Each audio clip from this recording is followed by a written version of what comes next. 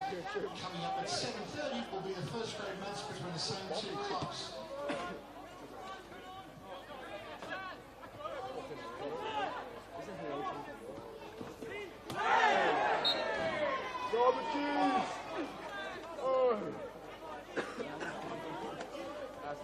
Big old Zach Hodges.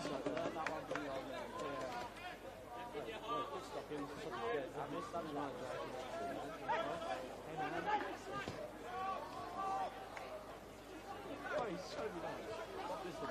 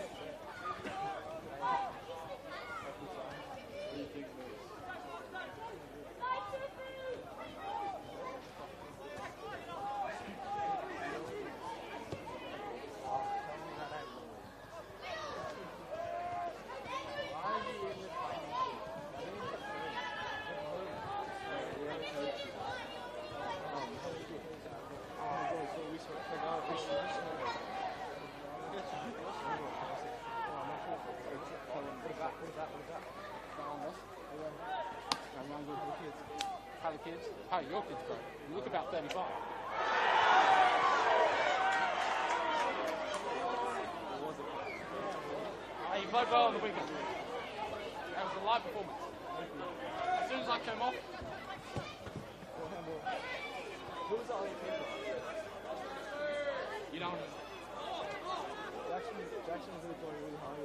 Yeah, he's a really good keeper some days. Yeah, good guy.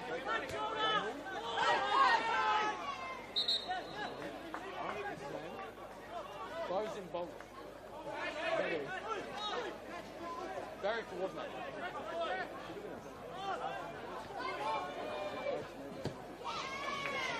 Yeah, incredible.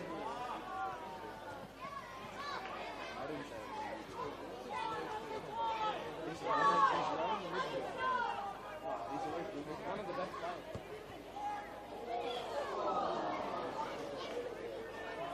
You guys up?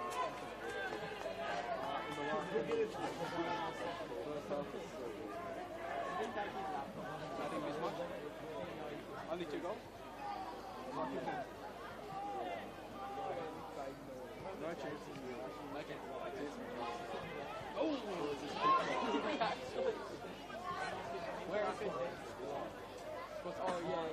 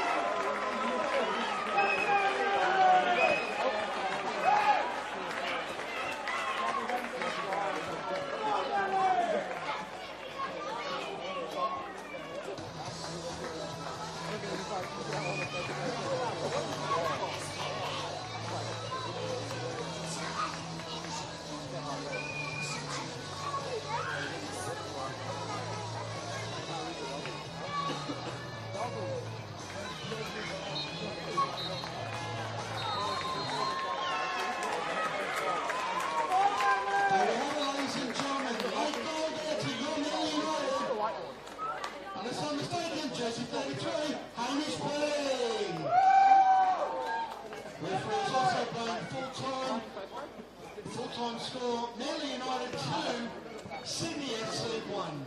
Coming up at 7:30 is the first grade match between your Manly United and Sydney FC.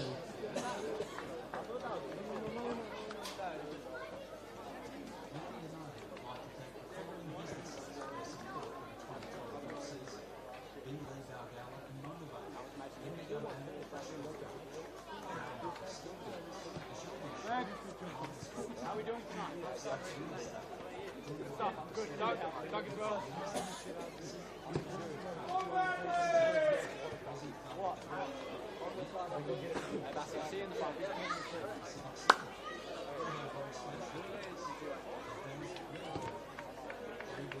How long do we have? We got. Can we get some food?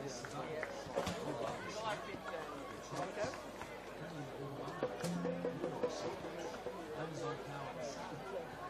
What, you guys going now? You're not staying on that day? Oi, Kevin. Kev, I'll pay you back. Kev, can you get me a saucer? You have room in the room? You have room in the room? I need to get a saucer. On there.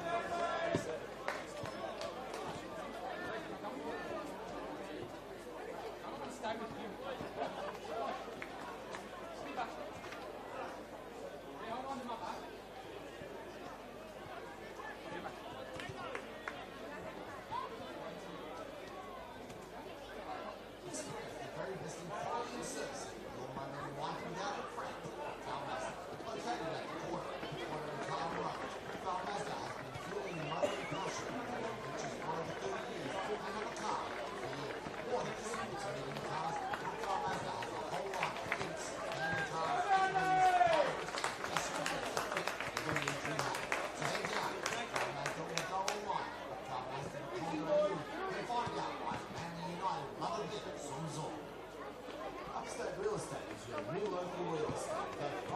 Experience with the Northern Beaches. Combining a wide range of knowledge and understanding of local and personal touch, Upstate Real Estate delivers 5-star service with the drive and passion that your property deserves. Featuring our very own Johnny Hall, Upstate has one goal for you, to help you find yourself in a better place. So give Upstate Real Estate a call on 9971 9000 or visit www.upstate.com.au. Upstate Real Estate, proud partners of your Valley United FC.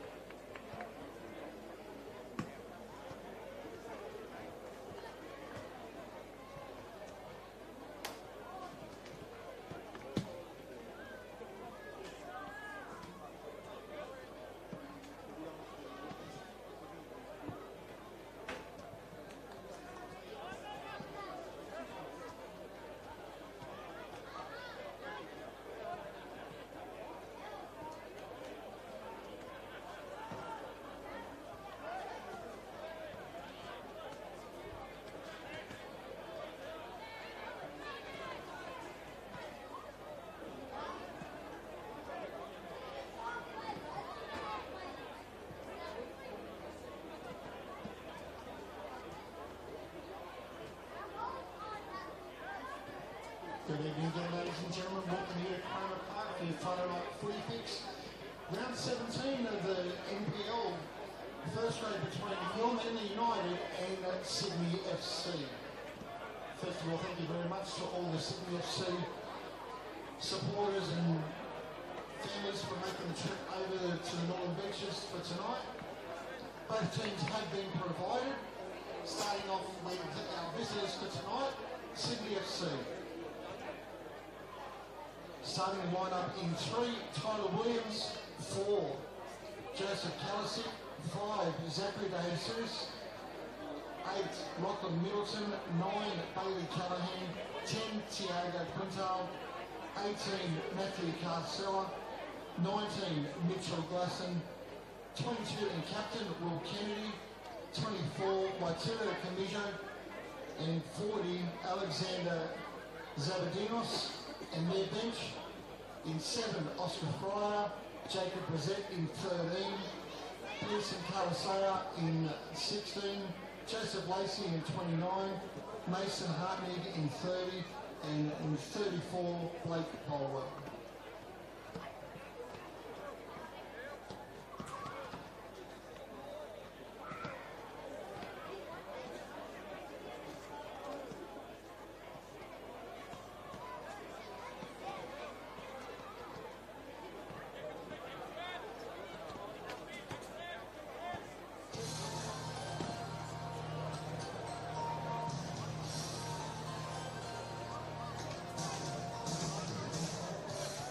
And for the home side, your Manly United FC.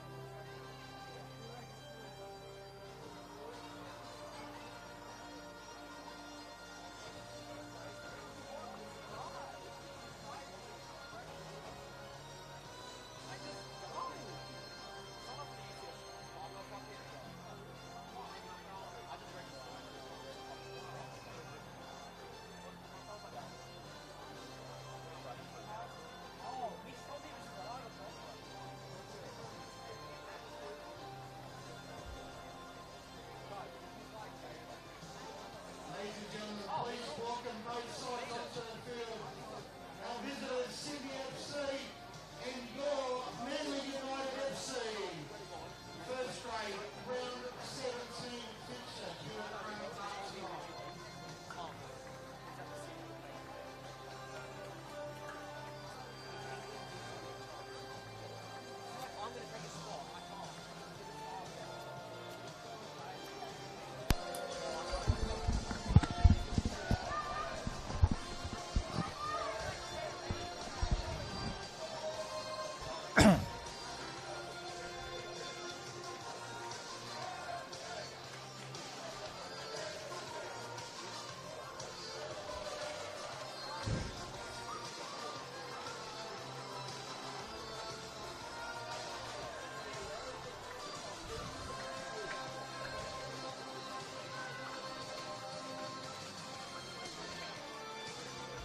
Well, good evening, everyone. Friday night football, now a real staple of the NPL Men's New South Wales competition, and we're at a brilliant place to watch the beautiful game. The home of football on the Northern Beaches, Cromer Park, and round 17 action underway as of now. Manly United hosting Sydney FC. Eric Subihano here on the mic from the Lucas Neal Grandstand, and I've been looking forward to this one all week because there's lots of talent on show, and it should be another great example of why this NPL competition is the best competition in the country.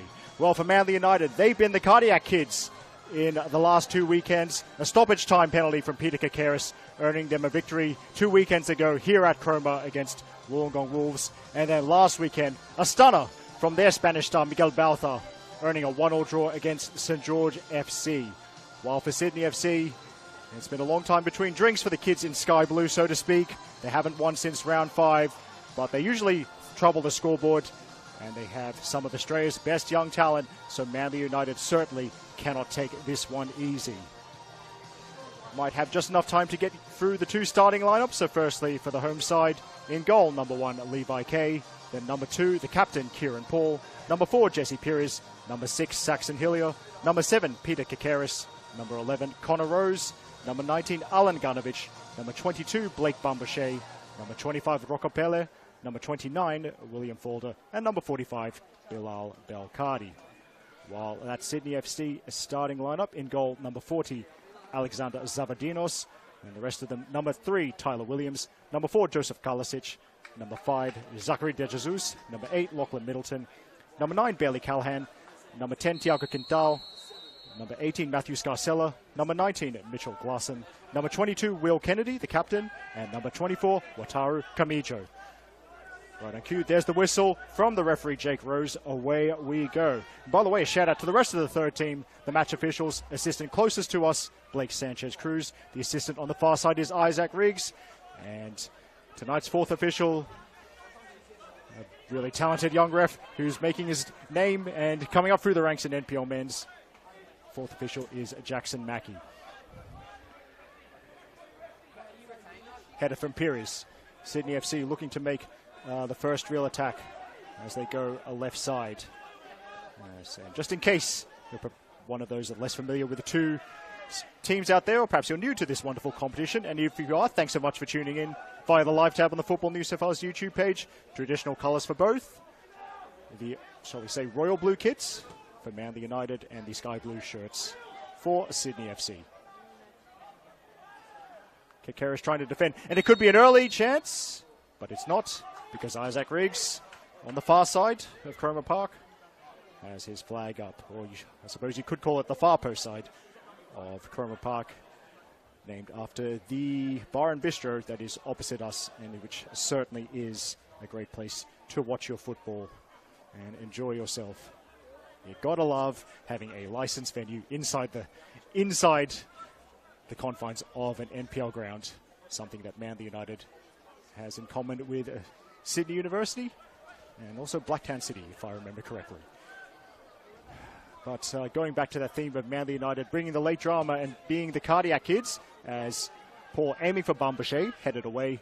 That late drama, that theme continued in the 20s game played just before this one, where Hamish Purdy scored a double to help the Manly United 20s, under 20 team, to a 2-1 win over their Sydney FC counterparts, including a winner with the literal last kick of the game. So I hope that whets your appetite, and we certainly hope that you stay with us until the conclusion of this contest. By the way, I'm not sure if our mics pick it up, but to our right there's a bunch of Sydney FC fans providing their active support. Behind the goal to our right, you might call them the Northern Beaches chapter of the Cove, as that's a goal kick signalled by Jake Rose. And I see a bunch of individuals that, try as they might, they are never, ever going to be as cool as Michelle Morris. So looking at the lineups, I'm Manly using the 4-3-3 that I think they've been using for, if memory serves me correctly, the majority of this season, and possibly the same thing, or a similar-ish type formation for Sydney FC. So it'll be a real challenge to see two similar formations, how the players work, both individually and with each other, to create space. Falder wins it in combination with Hillier, the 2-on-1 working for the home side. By the way, of course, shout out to the two coaches. Sydney FC, you might see that very tall man standing up in the Sydney FC technical area. He's actually quite the local fave. Jimmy Van Vieren, now, oh, well, not now, he's been a long time coach of the Sydney FC NPL first grade side, and before that spent several years in the coaching setup at Manly United, and taking charge of men's first grade matters for the home side is Patrick Svansvik. What a player he was, by the way. And I'll run you through the two sets of substitutes when I get the chance, but here's Sydney FC on the move, snaffled up by Kakaris, who's going to use his speed to take things the other way. They double up on Kakaris, but he might have found some space anyway, and that will be the first corner of this evening's game.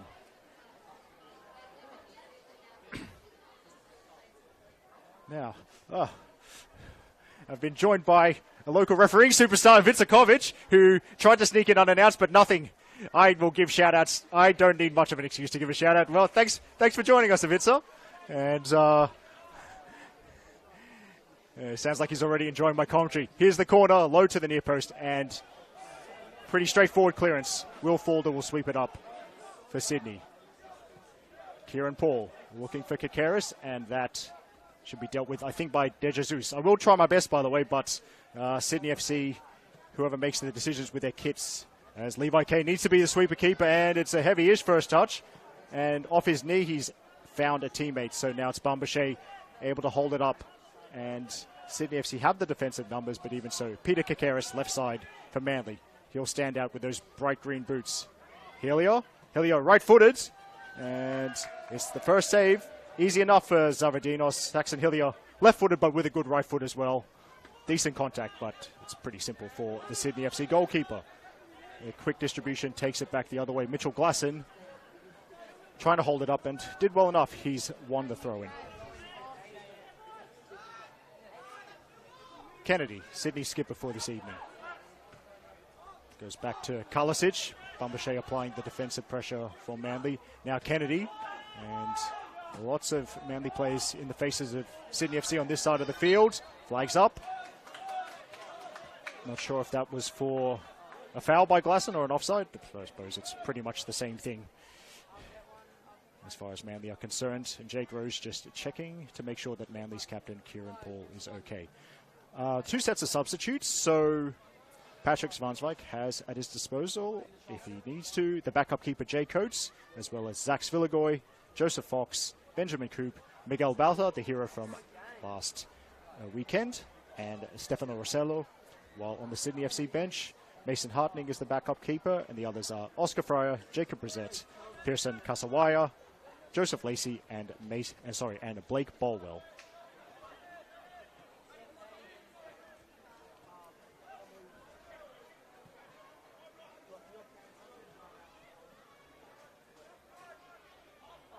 Kakaris. The cross, it's skied to the far post, and late run, I think from Falder, couldn't keep it in play.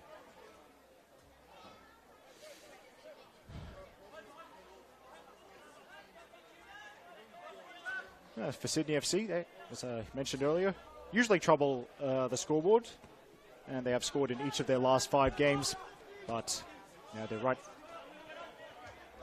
in the thick of the battle as those teams at the bottom try to escape the bottom 2 positions, of course, as it was last year. The team in last will drop down a division, and there's a promotion relegation payoff between the second last team in this competition and the second place team in League One men's. So provides the context. We expect plenty of excitement and drama to both ends of the table, and the remaining 14 rounds, including this one. As there's a header from Bumbershay. Now Kakaris back to Rocapelle. And he goes back to Pires.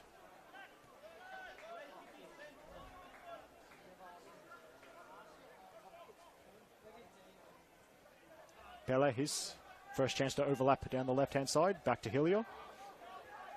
And Hillier, interesting delivery.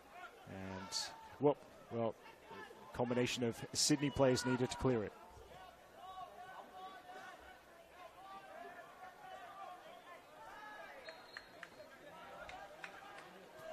Manly free kick, and they want to get on with it.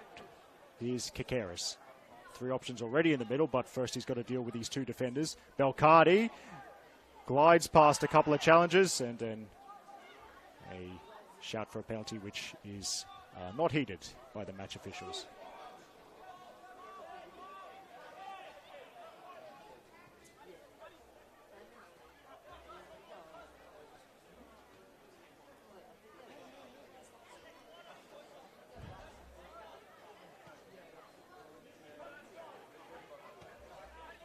Pires up to Kieran Paul. He goes direct, and Bumbershay tried the bicycle kick. No contact, but it's, I think, Rose trying to keep it alive. He's dispossessed. Belcardi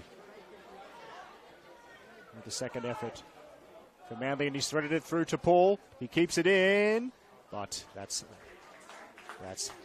fielded by Zavardinos. By the way, it's good to see. It's good to see people tuning in and messaging me. So continuing the theme of people at Sydney FC or involved in the Sydney FC Academy with a Manly United with a Northern Beaches connection. So thanks to Brian Mainrath for pointing this out. There's 3 Manly United juniors in Sydney FC's matchday squad this evening. That's Lockie Middleton, Jacob Brissett, and Joe Lacey. Now, testing my memory, I believe Lockie Middleton is a CC Strikers junior. And Jacob Brissett and Joe Lacey are Curl juniors. And, of course, this part of Sydney has been very productive for the Sydney FC Academy down the years. So there's quite a few more players involved in the Sydney FC Academy who are also from the Northern Beaches. Hillier turning away from trouble, and For the moment, every Sydney player is behind the ball.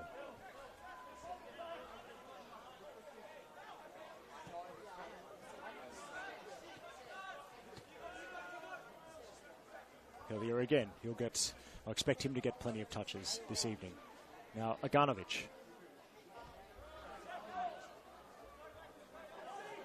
Here's Pires. The Sydney inviting the centre-back forward. Falder on the half turn. Goes backwards. So Manly showing patience, and they need to because there's not a lot of space as Sydney FC get numbers behind the ball.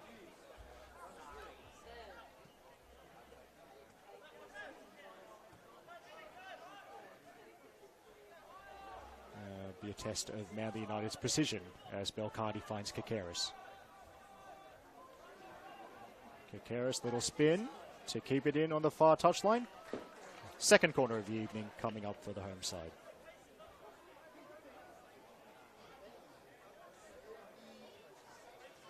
And Kakaris will deliver.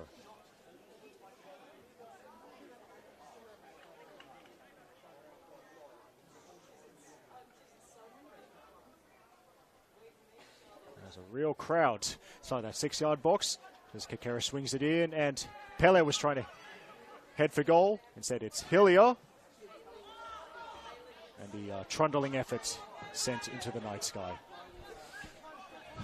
So I was researching the previous results. I was reminded of the scenes a few weeks ago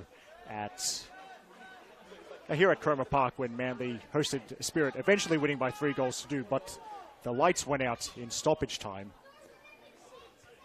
which was a somewhat awkward scene. Thankfully, they were turned back on, so the remaining 90 seconds or so could be completed. But my sources tell me the correct phone calls have been made, and the council's automatic light switch off time has been pushed back so that won't happen again. Something to do with not changing things after the end of daylight saving, I'm told. Well, as long as it doesn't happen again. Here's Belcardi, and he gets away from 2, but not the third. Jake Rose has awarded a free kick.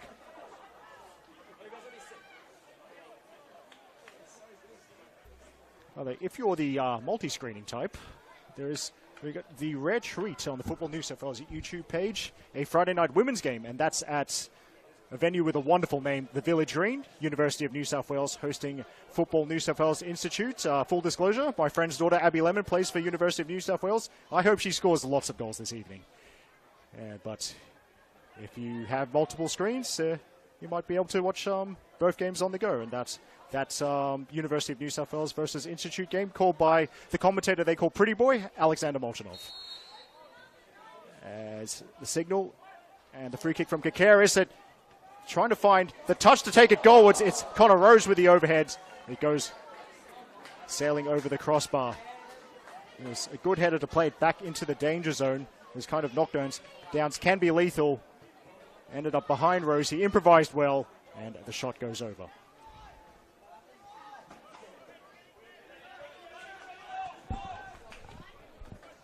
Kennedy goes back to Kalasic. Kalasic aims one towards Callahan. Cushioned header from Pires. Paul plays it down the line. That's a nice flick from Falder, and another nice flick from Rose. But Bambashe had gone a little bit too early. Flags up from Blake Sanchez-Cruz. Camijo back to Kalasic. Hey, if you've got free screens, you could watch this, the women's game between UNSW and Institute. You could also watch the Matildas versus China as well, because that's starting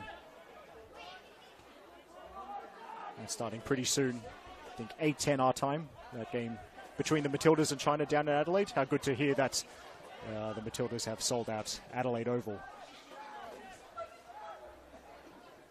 Chance for Sydney FC to establish themselves with the ball.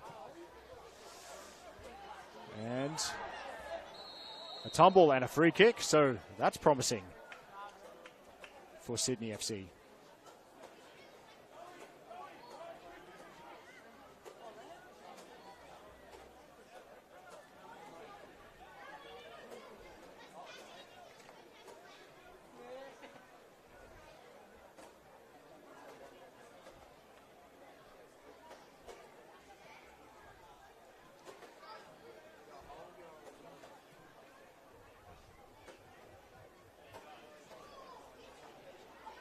Levi K, as goalkeepers tend to be, very particular with the placement of the 5-man wall.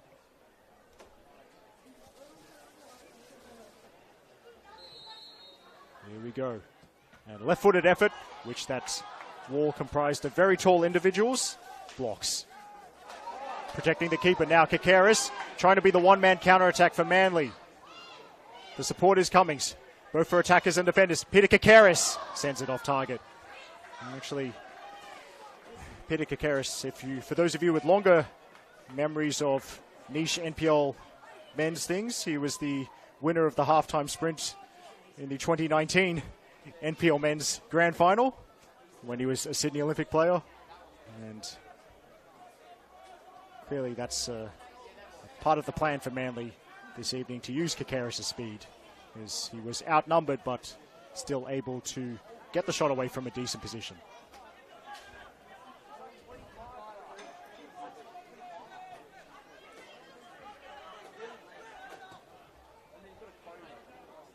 Lofted pass, more sweeper keep work required from Levi K. He's got to scramble now. Here's Kennedy, and tackle from Paul. Sydney keeping it alive. To the byline, Kieran Paul up in a flash, and I think he'll just go for distance here. Camijo heading it down. Now Belcardi, and Falder, well, off the wrong part of his foot. Belcardi at least stopping Sydney from breaking quickly off that miscue. Well, Bambachet is quick, and oh, well, that's going to be disappointment for the home fans here in the Lucas Neal stand. Bambachet thought he had a one-on-one. The decision, however, has gone Sydney's way.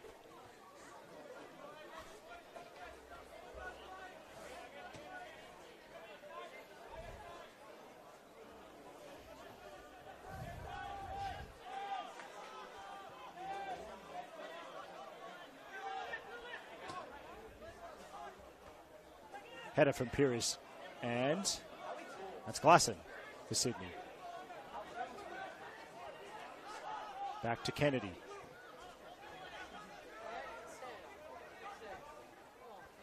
And Glasson can't get it past those two players. Manly get the decision.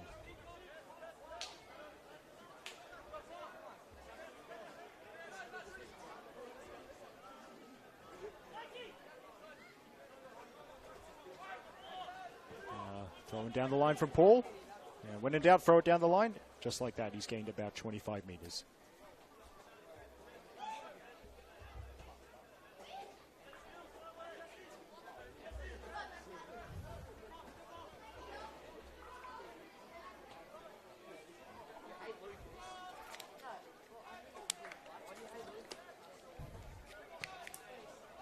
Pires going for the diagonal, and De Jesus headed towards a teammate.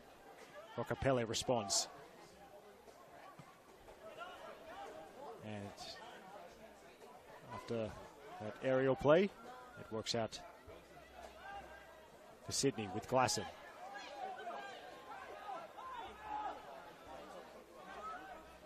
Camijo. I think that's Quintal. And Quintal, he was brought down. So another Sydney free kick. In a pretty decent position. And Quintal might be an interested party in this dead ball as well.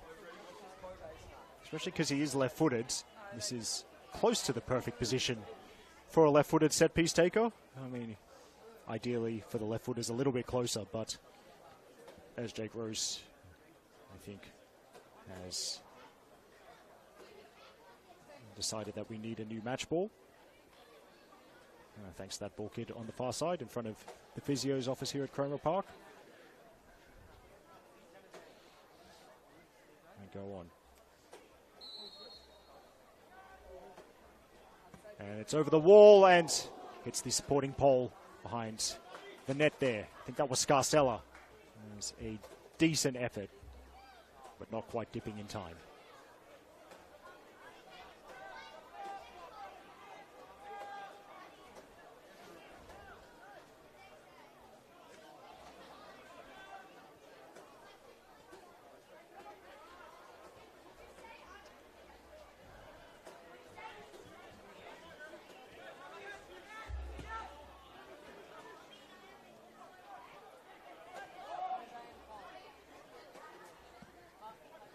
Kay plays it out left-footed. It's over Rose, and the header from De Jesus. Belcardi. Now Rose has 3 in front of him and wants to go himself for now, and he's kept it away from the opponents before finding Fulder. Nice switch. Kieran Paul, underlapping run as Fulder delivers. Headed away by Kalasic. Now Glasson and Scarcella, touch a little bit too heavy, and Jesse Pires plays to safety.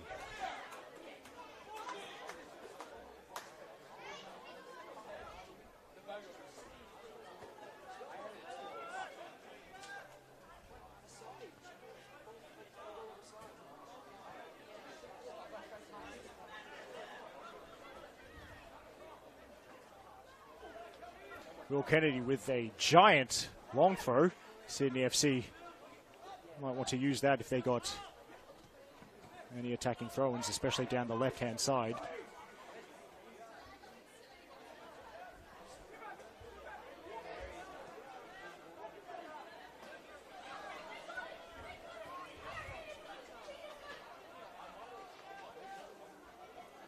Now, Tyler Williams. And Kalasic as it's Manly's turn to sit off. Good header from Pele. Now Quintal stopped by Aganovic. Midway through the first half here, if you've just joined us. It's Eric Subihano with the commentary from the Lucas Neal stand here at Cromer Park. It's Manly United 0, Sydney FC 0. We hope you're enjoying the start of your weekend. Certainly, this is the best way to start your weekend with some NPL action.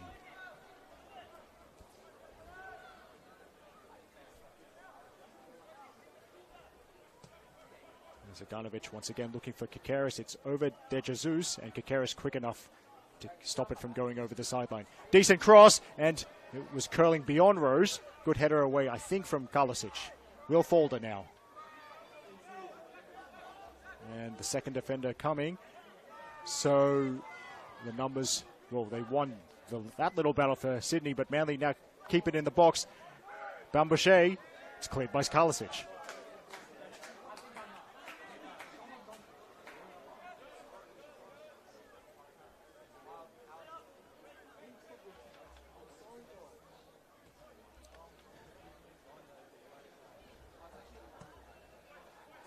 Ganovic, great diagonal pass right on the money for Fulder.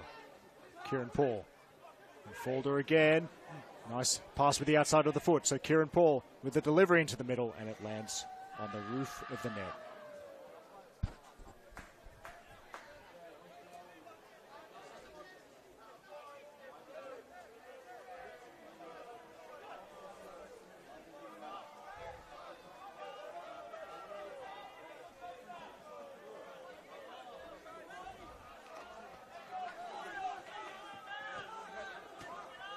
Camijo bounces it off Kennedy. Now Kalasic as Manly try to press high. Jesse Pires has the backwards option. Uses his goalkeeper.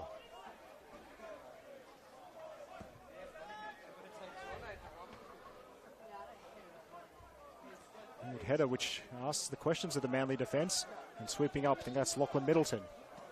De Jesus overlapping, but instead it goes elsewhere. I think with Quintal. Now Lachlan Middleton. De Jesus. Middleton again. And De Jesus, that'll be a shepherded. Good defending there, I think, from Pele, right in front of the corner flag.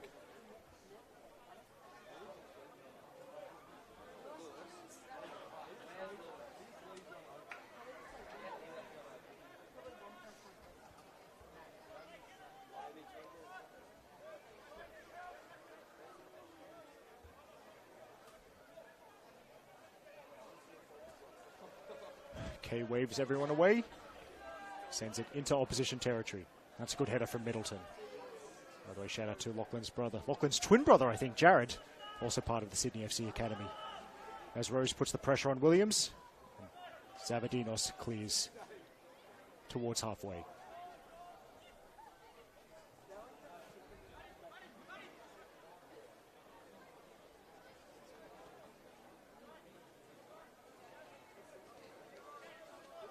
As Hillier drops a little bit deeper to receive possession and didn't drag a Sydney FC player out with him.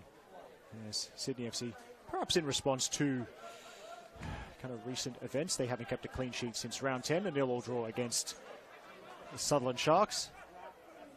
Proving hard to break down at the moment, that's for sure. Pele can't keep that one in play.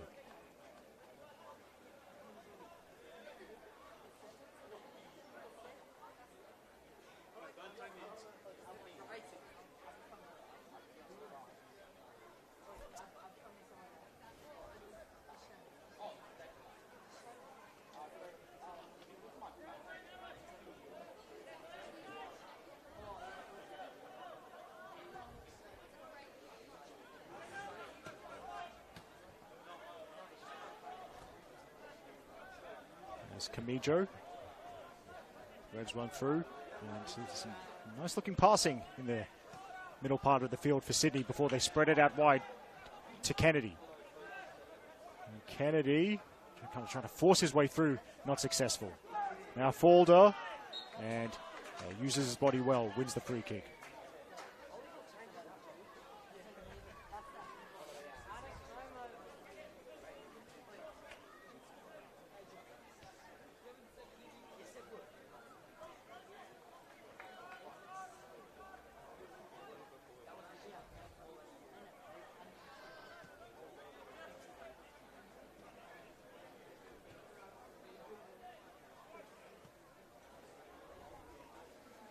Rocco Pele. Jesse Pires. Decent ball. Bambashe lost his footing on the synthetic surface. That's what let Kalasic break it up. Quintal. Now it could be over Pires. He couldn't get to it on the full, but it's calmly dealt with by Jesse Pires. He clears it over his head. Now Camijo. Stopped. It's a textbook block tackle from Kieran Paul. Just what you want from one of your most experienced players. And Kieran Paul now pressing high up against another fullback in Will Kennedy. Kalasic finds the way out through Middleton, and now De Jesus. And De Jesus. Kakaris left. No, at least he felt with no option but to foul. Actually, pretty smart foul. Didn't feel like there was any risk of getting a card, and he stopped that Sydney move before it became too dangerous from a Manly perspective. Obviously, as the man next to me would agree, can't do too many of those this evening.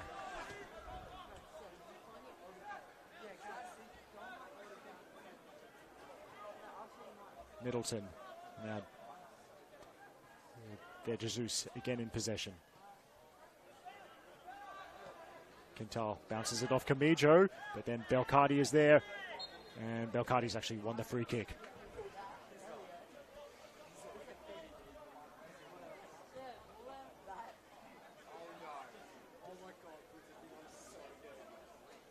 Yes.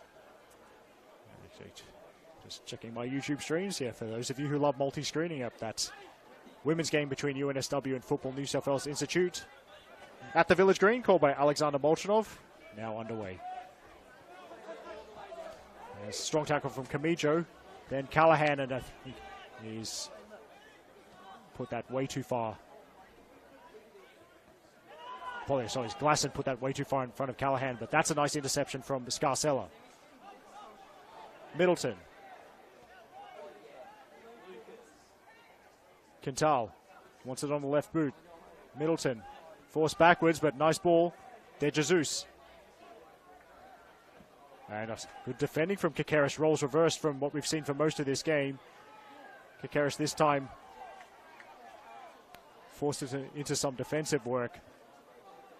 And a little phase of play that any experienced fullback would be proud of. Kakaris not letting the ball go into the middle.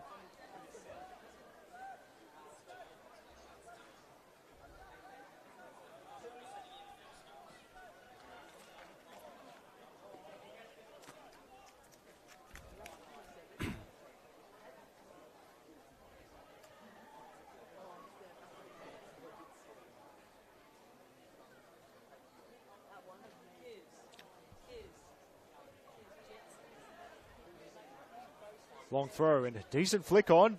Okay, a little bit of a fumble, but no player in Sky Blue to take advantage.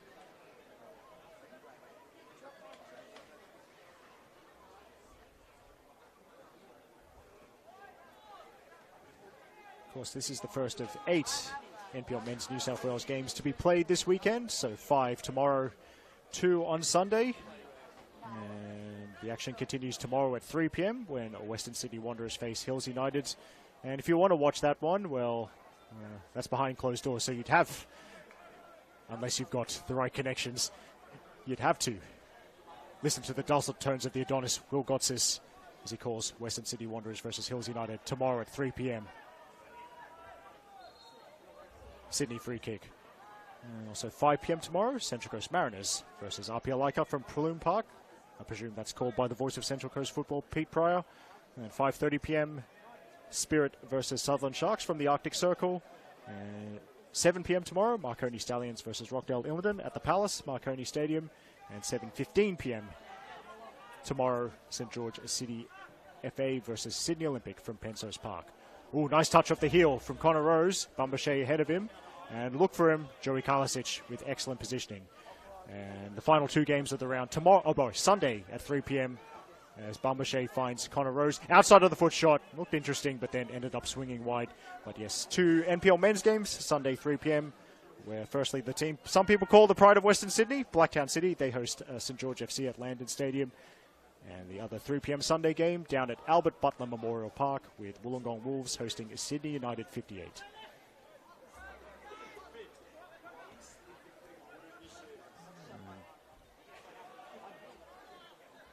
Actually, while I'm on that thought of upcoming games, as Karlasic looks to go long, and it will be too long for any of his teammates.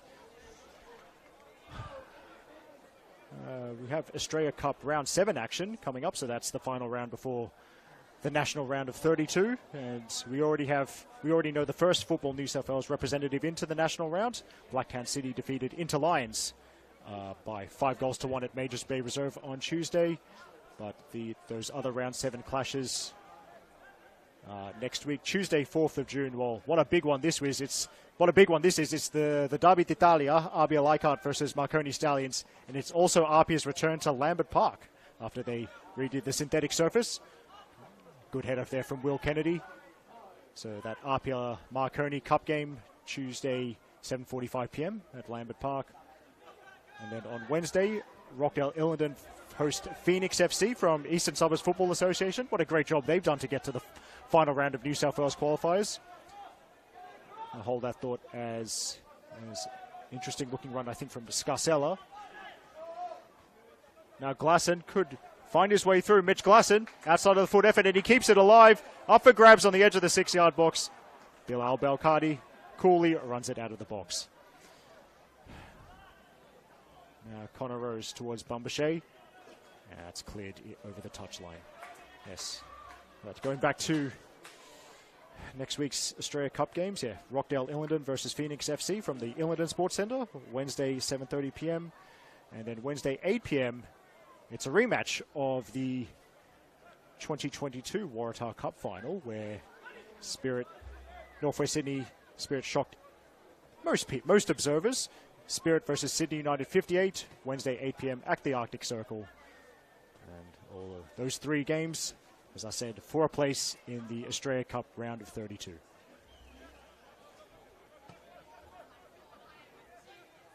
Iganovic going direct, and then it was the initial header from De Jesus, and Sydney tried to play it out from the back. Bumbershay took advantage. Now they double up on him, and it is a goal kick.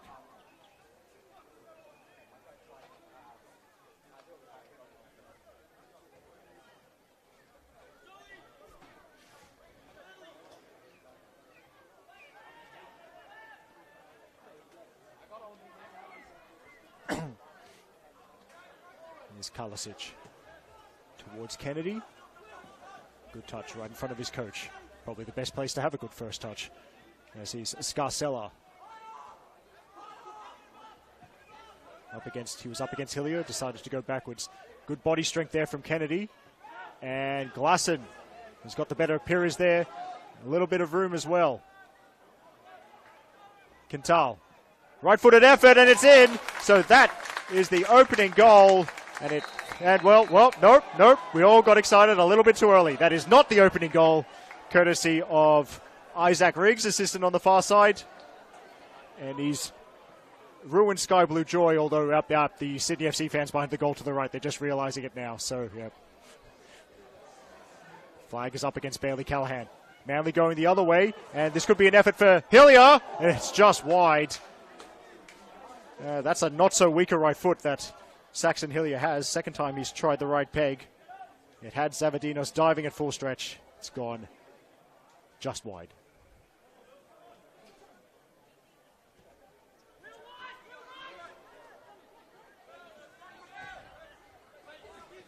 Kennedy, and it looped up for Scarcella, who's then committed the foul against Will Folder and Bilal Belkadi.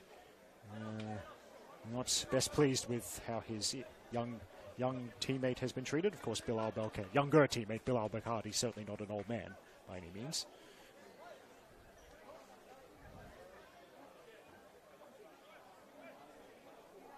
Mentioning cup games, of course, can't forget there's the competition that not usually given to hyperbole, but I do believe it's the greatest cup competition in the world, the Sapphire Cup, for the women's football New South Wales teams.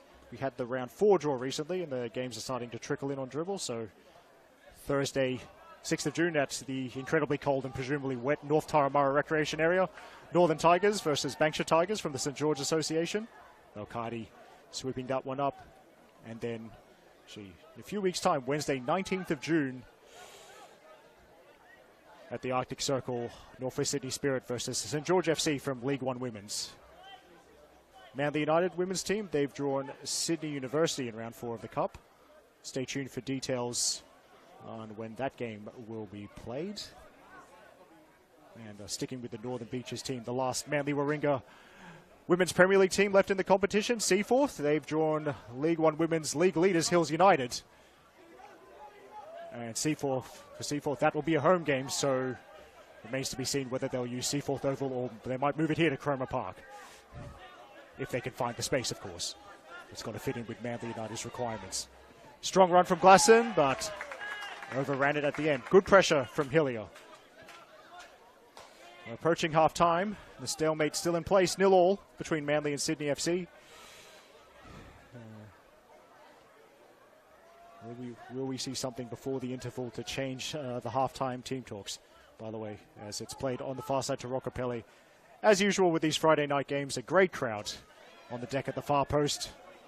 If you want to book your table for the next game, you'd better do it now, to be honest, because those tables get booked out very, very quickly. And Manly United's next home game, it's next week, Friday the 7th of June, when they host Apia Leichhardt. 7:30 p.m. kickoff with the under-20s at 5:30 p.m. Good cross there, and the header loops up and into Zavadinos' arms.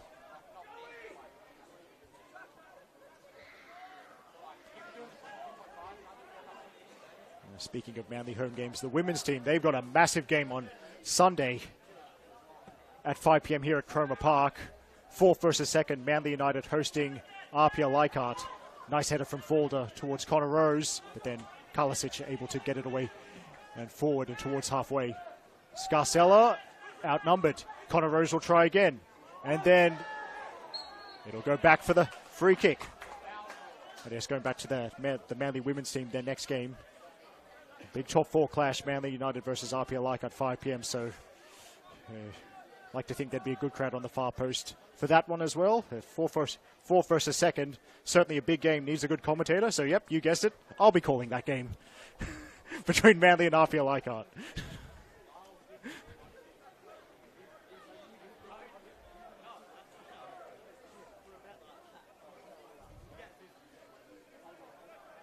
Kakaris, one in the wall, though Folder is perhaps an alternate option if he plays it, keeps it on the right side. I think, Sydney have decided not to have a wall because of Folder's positioning. So Kakaris plays it towards the far side as he sees things, and off a Manly head, it is a goal kick.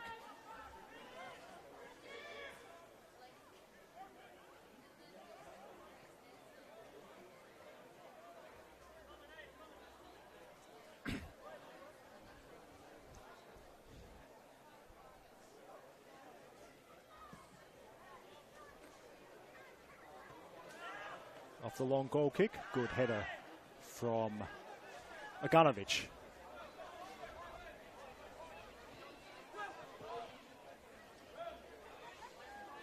Now, Kennedy is cutting inside. That's an excellent challenge from Hillier. Nope. Well, Hillier then almost blotted his copybook, but Kakera is quick enough to keep things alive. Uses that burst of acceleration. Right into the box he goes, to the byline, and then no touch, so goal kick.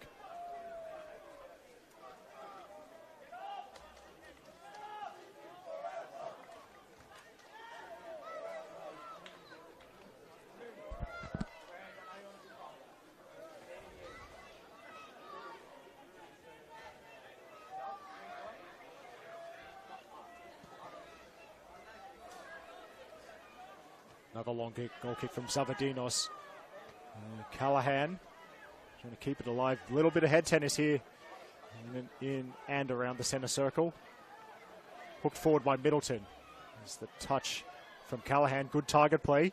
Now he can involve his teammates. Scarcella already has the overlapping run from Kennedy, who's been energetic in the first half. Quintal. Nice play. De Jesus overlapping. Cross blocked by Pele.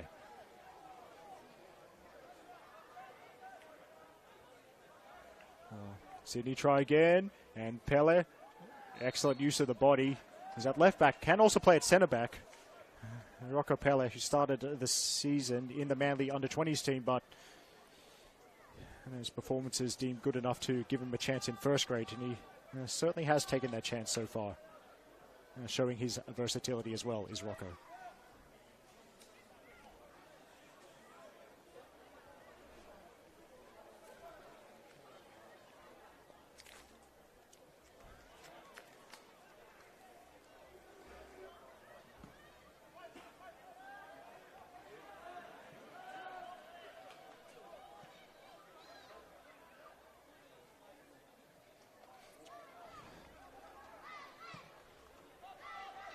Ganovic, that's going to be too long for any of his teammates, so Zavadinos gathers, and I think we're just about entering the final minute of regulation time for the first half.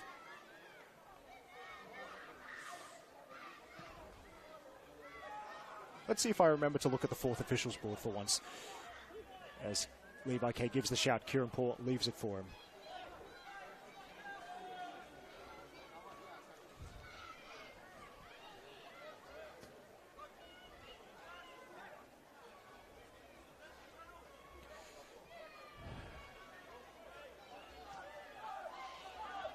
You wonder if, given the game clock situation, maybe it's a little bit like a thing you might see in basketball from time to time. Maybe teams are just trying to hold the ball to have the last shot, if that makes sense.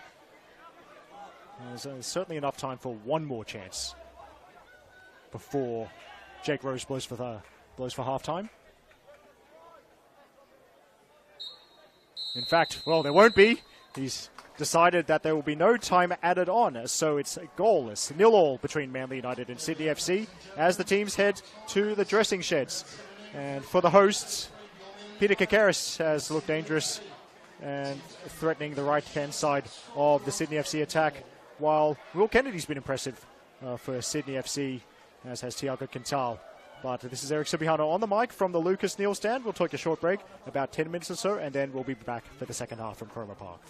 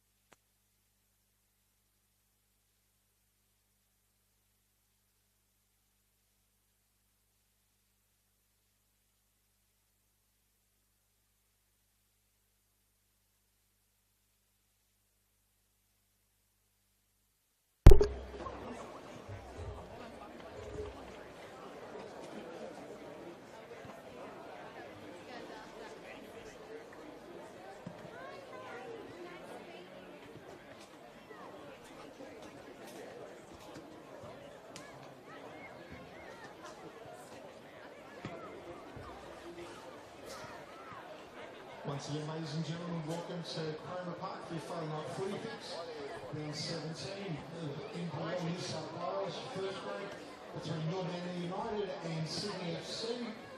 Both sides just making their way back onto the field a little bit this time, along with the match officials.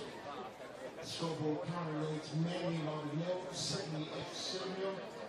If you weren't here for the under-20s match and you happened to miss the scoreline, it was a win to the home side. Manly United with a 90th minute winner.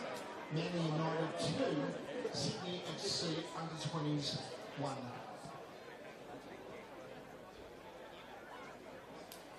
Also down at Cooper Stadium in the international friendly women's match between the Tillies and the Chinese side. They're 22 minutes in. The score is currently 0-0.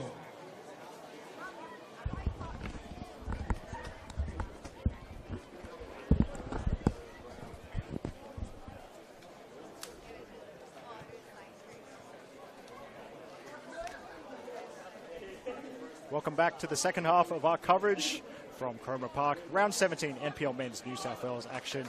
Goalless as we enter the second half between Manly United and Sydney FC.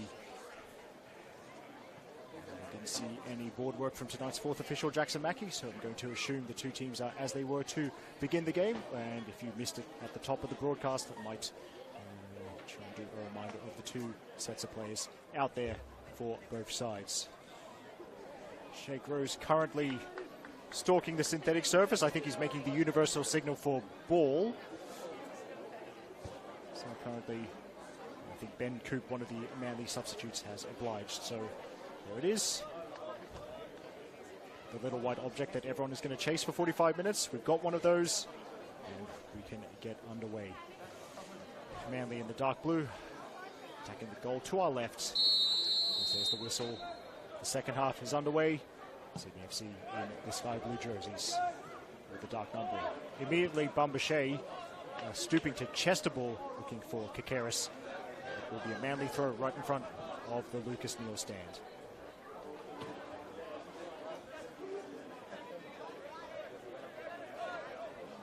Yep, so just a quick scan of the shirt numbers out there. So Manly United are unchanged. Patrick Svansvik not using any of his subs for now. Pretty sure the same is the case for Sydney. And we saw a lot of this in the first half.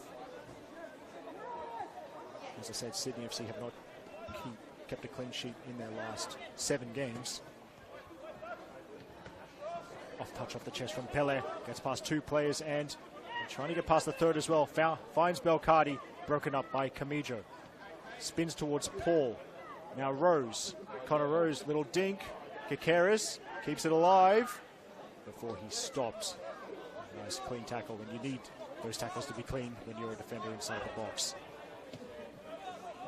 Callahan outnumbered, and I might take this chance to, remind you of the Manly lineup out there. So in goal for them, number 1, Levi K. 4 at the back, so from left to right, number 25, Rocco Pele. Number 19, Alan Naganovic on the ball right now. Number 4, Jesse Pires, and at right back, the captain, number 2, Kieran Paul. 2 in central midfield, number 6, Saxon Hillier. Number 45, Bilal Belcardi.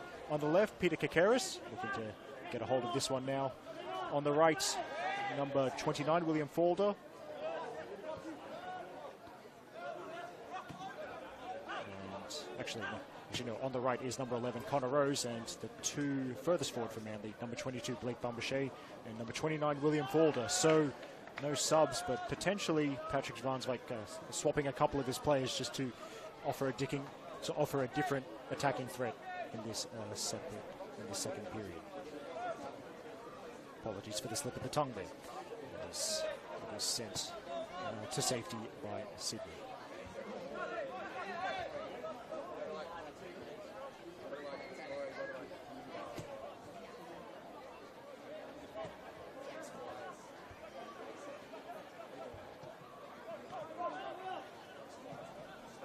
Kennedy, who was impressive in the first half, breaking Manly attacking play down the right. Back to Levi K. The hosts will start again.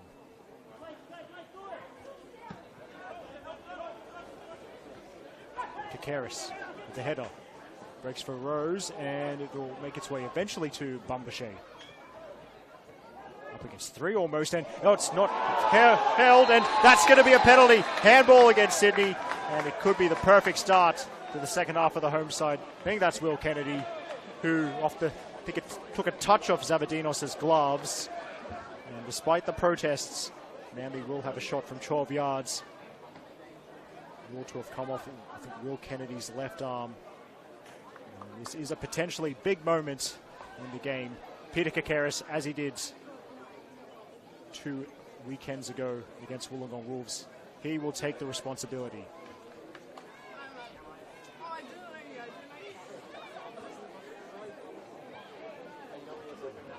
So Zavadinos up against Kakaris. And the second half certainly has sprung into life. Jake Rose making sure nobody encroaches.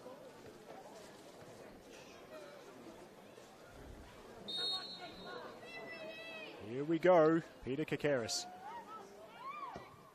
He's put it in via Zavadinos' gloves. He snuck it into the bottom corner. Manly United have a 1-0 lead over Sydney FC. Peter Kakaris has made it count from the penalty spot. From memory, the 3rd time he scored from the spot this season. And it could be vital for the team from the Northern Beaches. Kakaris kept his head. We have a breakthrough here at Cromer Park.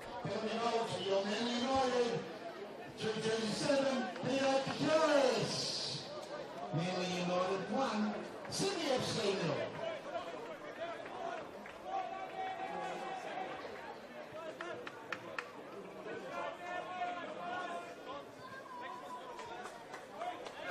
There we go.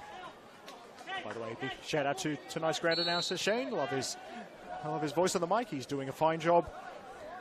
And as he and I have said, Peter Kakaris' goal now splits the 2 sides. Manly have something to hold on to. And will that draw Sydney FC out a little bit more? Of course, they've got to be more adventurous now. So how will the young Sky Blues respond? Of course, situations like this, as Will Kennedy launches another howitzer down the left-hand side. That'll be a goal kick, but having a brief chat to Jimmy Van Buren before the game, yes. He's working with a very young side. The rules from memory allow the A-League academies to be under 23 teams, but he's working with an average age of just 17 out there. And they've been a good test and performed well so far. A handball off a deflection. City fans might say they're a little bit unlucky to be behind. Other ways we like to go around the grounds. There's been a goal at the Village Green. And it looks like University of New South Wales are, as of now, teaching Football New South Wales Institute a lesson because they're leading by a 0-0, approaching halftime there at the Village Green in the women's comp.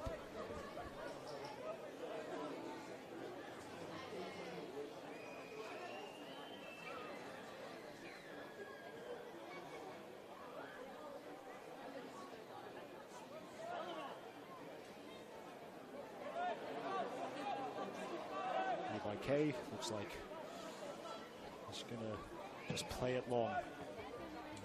Put the pressure on that back line on the edge of the Sydney FC box. It spins towards Falder, I think. Belcardi gets involved. Camijo for Sydney.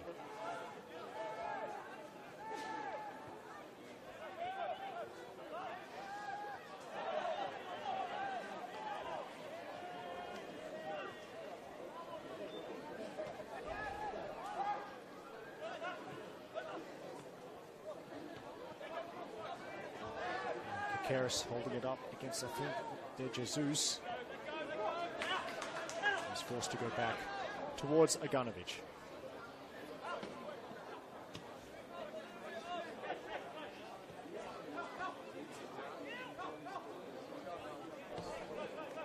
Aganovich again. Belcardi finds a pocket of space so he can face forward. Now Bumbershay, he's quick enough to keep it in. Now, yeah, he's kept it in, Kieran Paul, and I think the inventive finish from Connor Rose. He tried an overhead in the first half. Now, this time he knew it was beyond the near post, so tried to backheel it. It was A simple save in the end for Zavadinos. It goes long. Good header from Aganovic.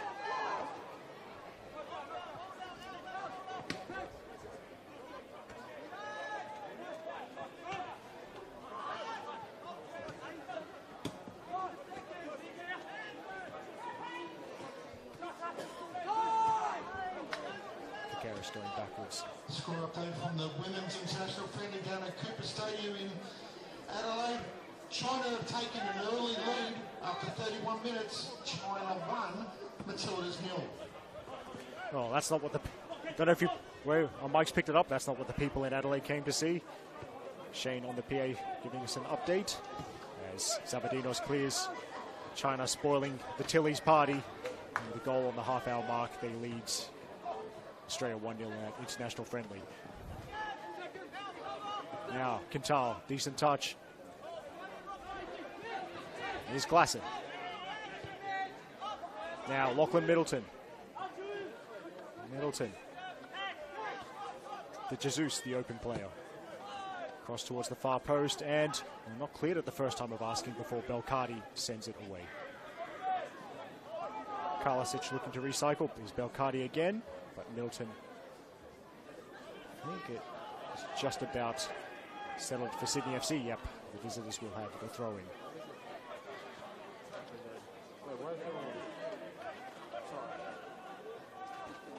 The youngsters bought their copybook, just letting the ball run out of play.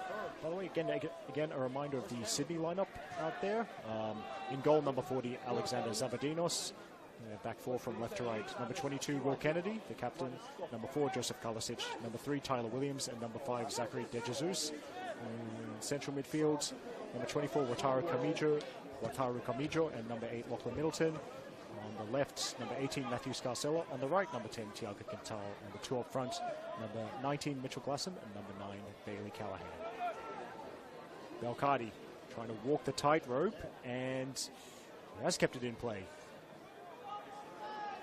And settles for the throw-in.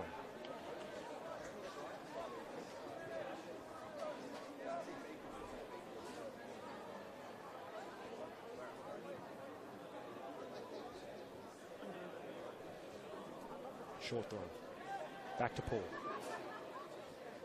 He crosses.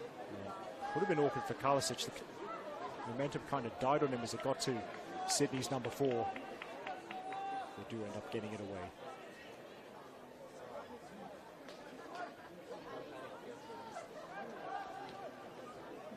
Paul towards Will Folder.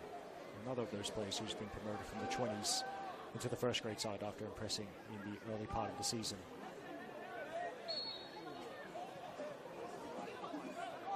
Before Jake Rose, who whistles for a Sydney free kick.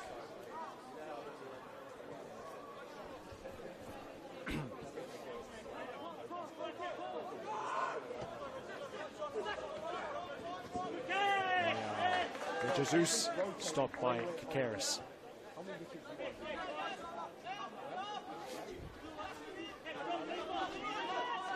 Jesus with the throw. Glasson couldn't make it stick. Middleton then zings it out to the right, and De Jesus might have a crossing opportunity. Into the middle it goes and kind of flicks off. I think that was Scarcella who made the run into the middle. Strong tackle from Kieran Paul. There'll be a throw-in, and do we get to see Will Kennedy try and launch one straight? Oh, actually. Yeah. Let's see. I think he's going to try and go for distance. Yeah, that's I think what they're setting up for. Here we go. Good header from Jesse Perez. Not the tallest player, but really good in the air from a defensive standpoint. Jesse Perez is also good for a goal or two every season from an attacking set piece as well. But it's Sydney on the move here. Does it open up on the edge of the box? Decent first touch. Callahan is stopped one-on-one by Pele. Now, I think that's Quintal. And the defending from Aganovic, good enough to result in a goal kick.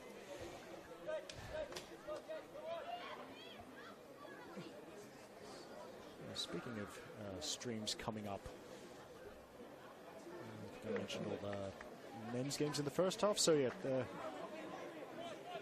NPL women's games, or NPL women's action to be shown on the Football New South Wales YouTube page this weekend. As mentioned earlier, a game currently in progress between UNSW and Football New South Wales Institute. So the other 6 women's games for this weekend are held on Sunday. So Sunday, 4:40 p.m. from the incredibly cold Northbridge Oval. It's Bulls FC Academy versus Blacktown Spartans. And the remainder of the women's action, 5 p.m. on Sunday. I'll be here to call Manly United versus RPL Leichhardt. There's also MacArthur Rams versus Illawarra Stingrays at the Arctic Circle. Spirit FC playing Northern Tigers. That's called by the Serbian Martin Tyler Nikola Pozda. There's also Sydney University versus high-flying Gladesville Ravens. And finally, Emerging Jets hosting the league leaders in women's Sydney Olympic. And in the second tier, the League One women's match of the round, Sunday, 3 p.m. It's the derby, the PNFC versus Blacktown City. Bumbershay spins away from trouble and does it well. That low cross towards Connor Rose. Can he find Kakaris? He does not. I think that was De Jesus throwing himself in the way of the ball before Aganovic shoots. And shoots over from range. Now, going to see a Sydney double sub. Good to have a commentary position behind the technical area. Jackson Mackey very helpfully flashing the numbers up. So there's a 24 coming off. That's Lataro Camijo. Number 9 coming off, who is Bailey Callahan. So those are the 2 players to make way. Camijo and Callahan coming on. Number 16, Pearson Kasawaya. And number 13, Jacob Brissett. So Brissett has gone out wide. Shouts for a free kick, not heeded. And De Jesus not successful in shepherding it out of play. Here's Saxon Hillier.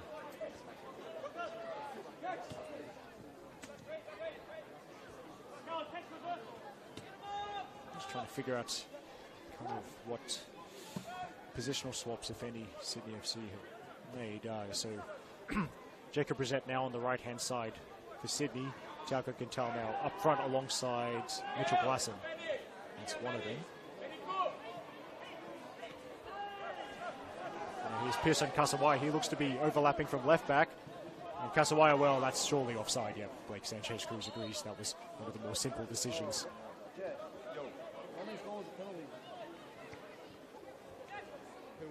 So Pearson Kasawaya is at left back. That means Will Kennedy has moved into central midfield alongside Lachlan Middleton for Sydney.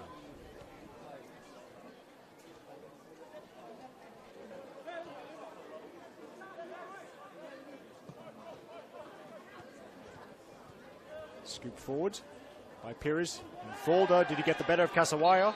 Yes, he did. Free kick coming up for Manly United.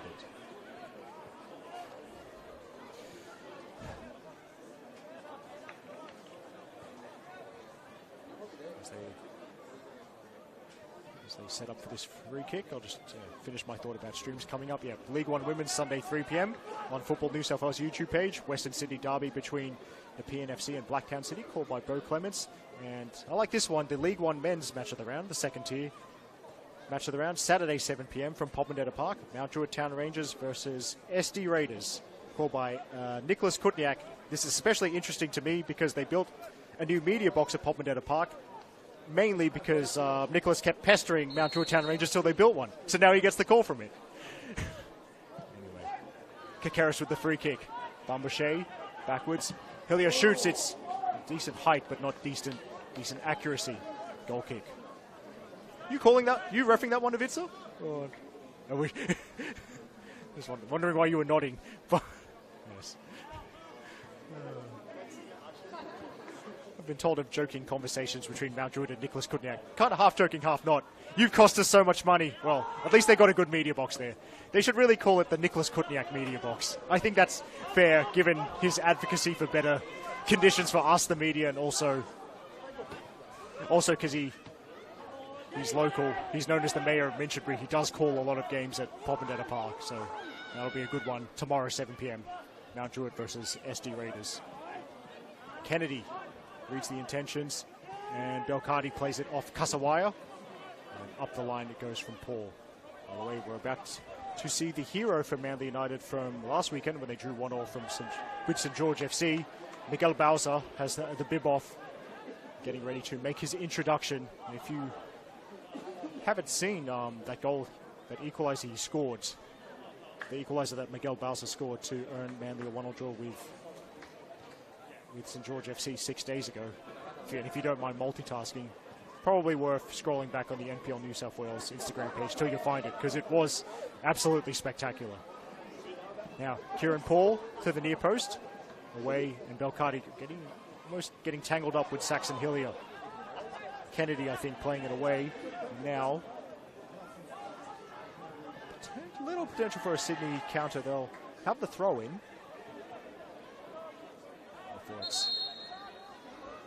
Actually, we'll not have the throw in. It's going to be a double sub.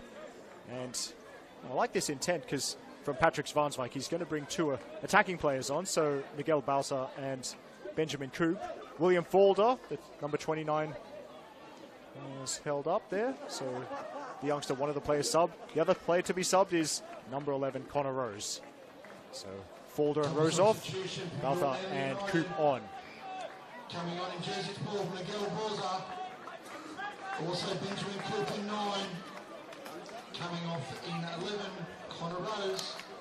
Also William Falder in 29.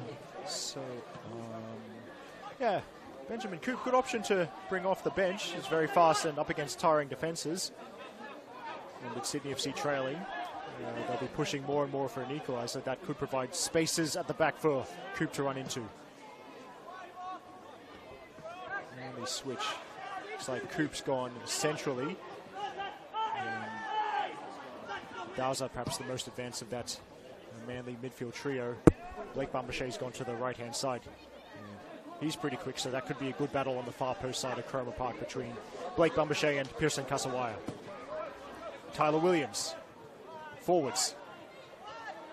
The two defenders, making sure Mitch Glasson didn't have anything to attack with, but now Jake Rose just checking to see if Glasson is okay, and he hasn't whistled, so yeah.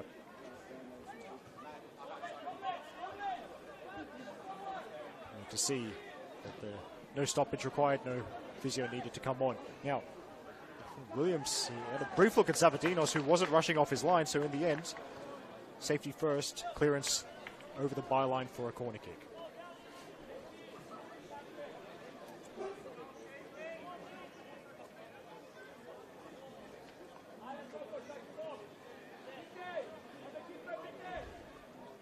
And Bauza immediately across to take this corner kick. His first touch, I think, of the ball in this game. Manly's third corner of the evening. To the near post, and it results in the fourth corner for the home side.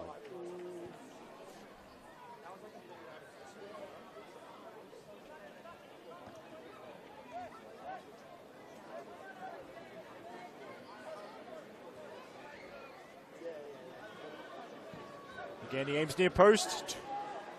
Doesn't get there, nothing for his teammates to play at. Side netting. Now, well, it's the night for double substitutions, because we're going to see Sydney's third and fourth changes of the game. Number 29, Joseph Lacey, and number 7, Oscar Fryer coming on. Coming off, that looks like number 8, Lachlan Middleton, and number 19, Mitchell Glasson. So Fryer looks to be replacing Glasson in attack.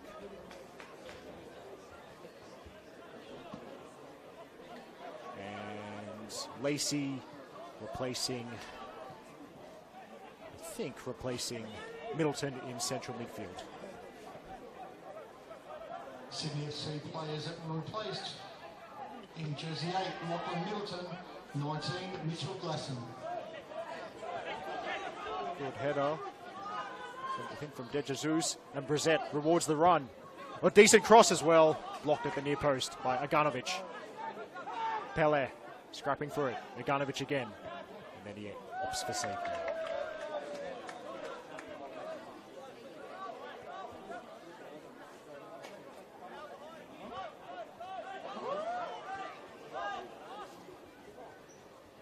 Sydney FC couldn't get through the dark blue wall. And then a little bit of trickery there from Kakaris.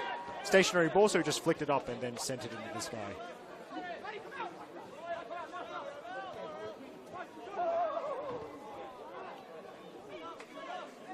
the way, keeping up with tonight's little theme of going around the grounds, there's been another goal at the Village Green.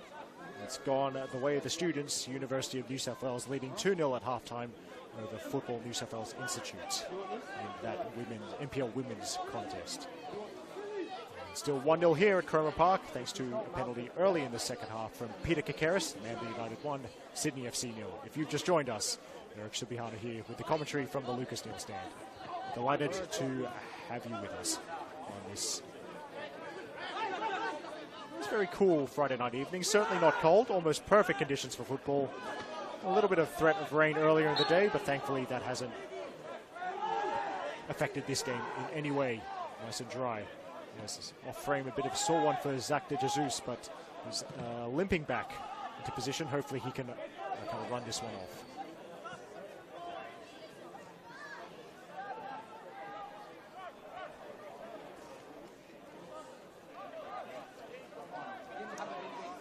Belcardi. Oh, he seems to be in the middle of a battle for the ball, and Belcardi has one out that time. So, interesting. Well, it's interesting with Manly leading by a goal to nil. We're about to head into the final 20 minutes.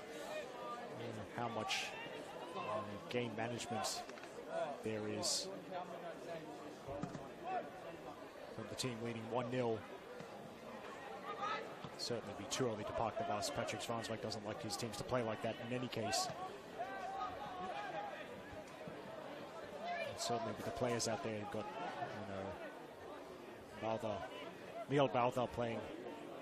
It appears to be just behind a really quick front three that's on there.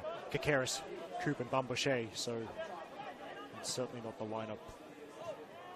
Certainly not the lineup best suited to defensive football or parking the bus by any means. What I'm trying to say is we should see plenty of attacking adventure yet. Certainly from Manly and obviously from Sydney as they are chasing this game. Here's Bambouche, outnumbered. It will be a Manly throw.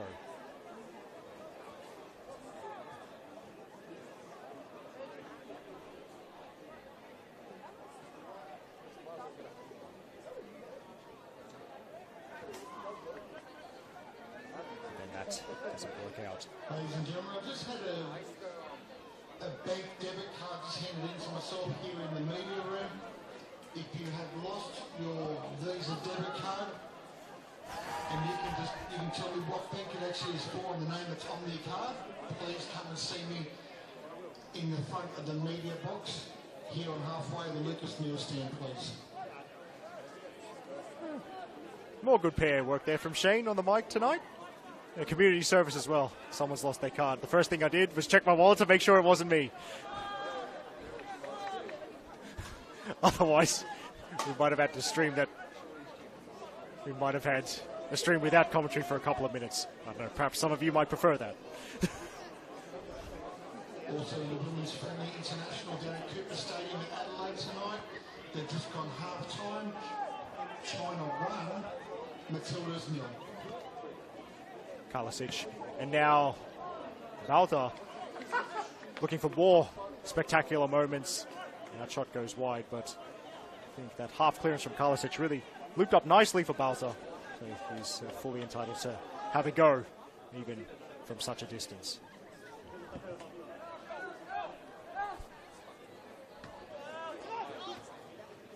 Flick from Kakaris, and then a bit of frustration from Maganovic.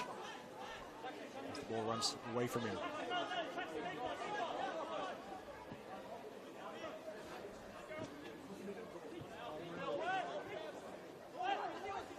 Loops up, and here's Oscar Fryer. Beats one player. And Fryer looking for Brissett.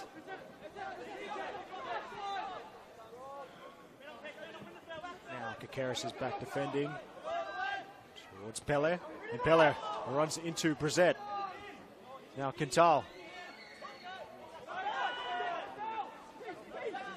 It's Hillier who couldn't settle it for Manly before Kennedy puts way too much chili sauce on that pass, and it will be a goal kick.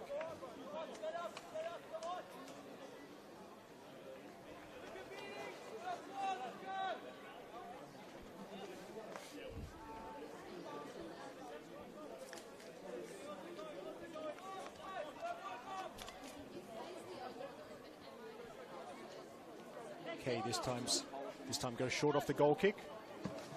Gets it back from Pires, now goes long towards Kakaris, who was tracked all the way by De Jesus. He looks to have returned to full mobility after that knock a couple of minutes ago. Hillier, quick feet. Coop to Hillier, and then looking for Coop. He should keep this in play. He does. Attempted nutmeg on De Jesus. Throw in coming up.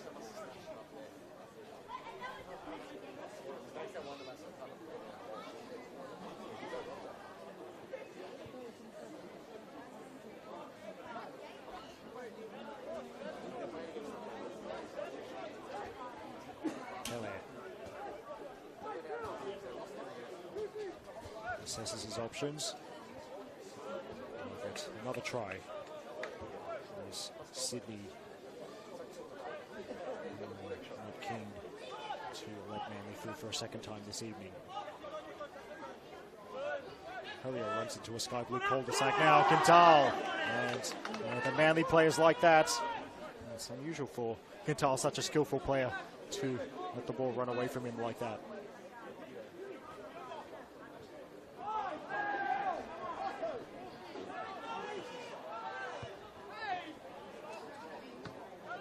Ooh, Fryer off the heel. And then Belcardi has given away a free kick. Whistle from Jake Rose.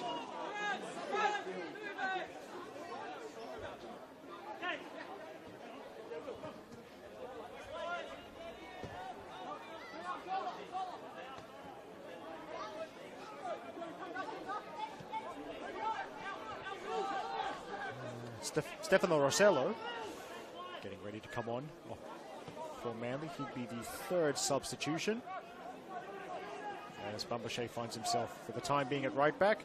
And, well, Kasawaya made Bambashe play at it, but he's done well. And it's a booming clearance which goes over the top of the defense, and Coop could be away here. But Tyler Williams gets across to cover. So ends up with the goalkeeper. Belcardi flies in, and again, stopping Kalasic from clearing the ball. Now Hillier. Hillier, it's going to be up for grabs here, and Pele wanted it more, I think, than Brissett. Ball goes out there. And just waiting to see. Don't think we're going to see Stefano Rossello just yet. He might still be getting a couple of instructions from Manly assistant coach Gonzalo Najavagi. Jesus going down the line. And that could be a sore one. And yes, Quintal ruled to have fouled Iganovic.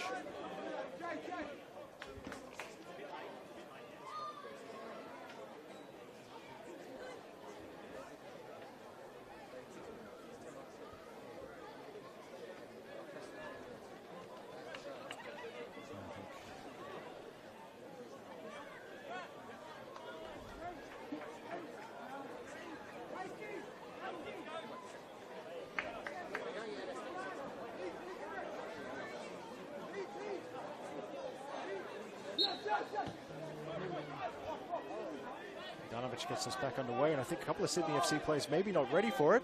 They're going to have to scramble back into their positions. Kakaris stands it up to the far post. Header from Kasawaya. Now Baltha. He scored from about this position last weekend against St George FC. Now is a low cross dealt with by Kalasic.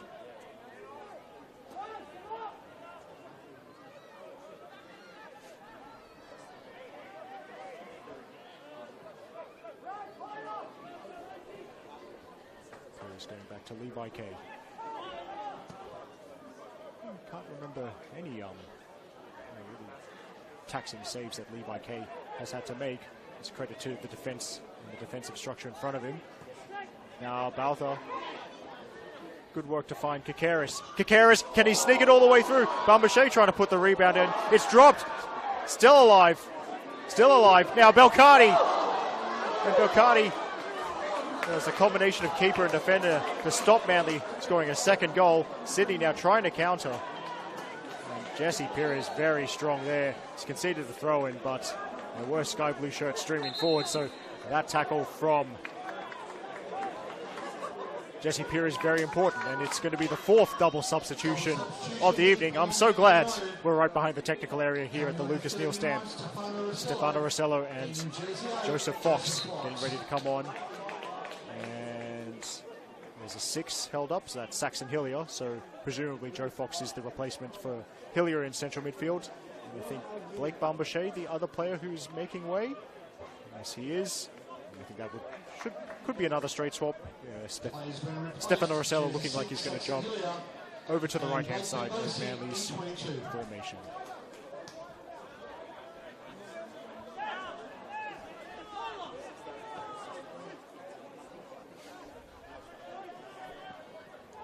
Karlasic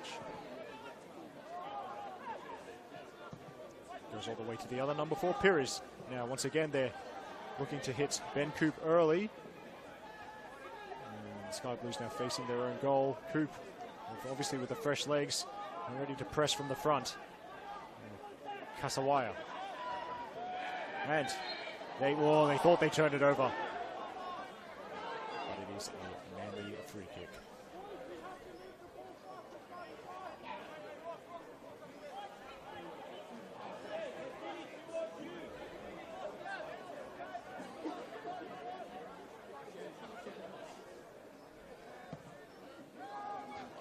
Zavadinos. Good header from Maganovic.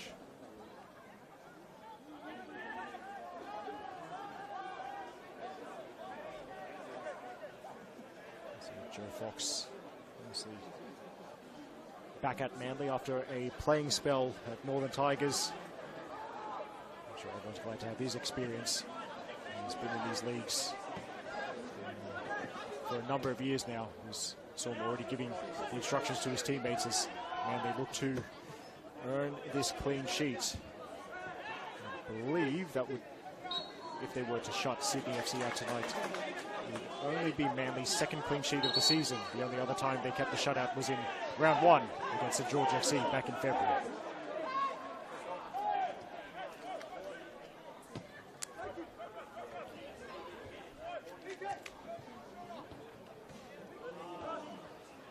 Touch from Baltha.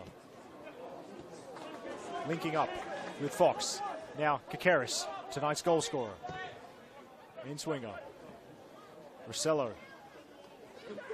Couldn't reel it in. Here's Belcardi.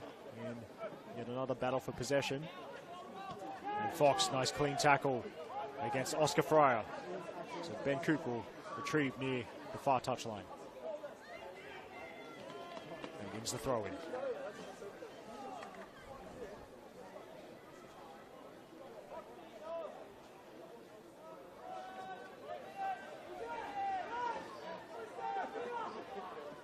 Marcelo almost overcooked it back to Kieran Paul. The Manly captain did well to keep it in play.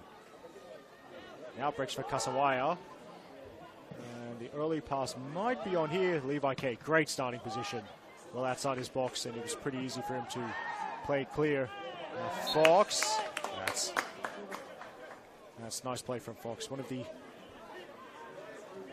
underrated skills for central midfielders.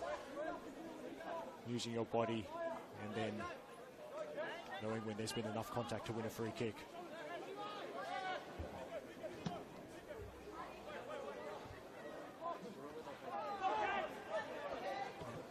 Does not quite break for Kakaris, but he blocks De Jesus' clearance, and now so thought that was going to happen. Far too physical, actually. The first yellow card of the evening going to Zachary De Jesus.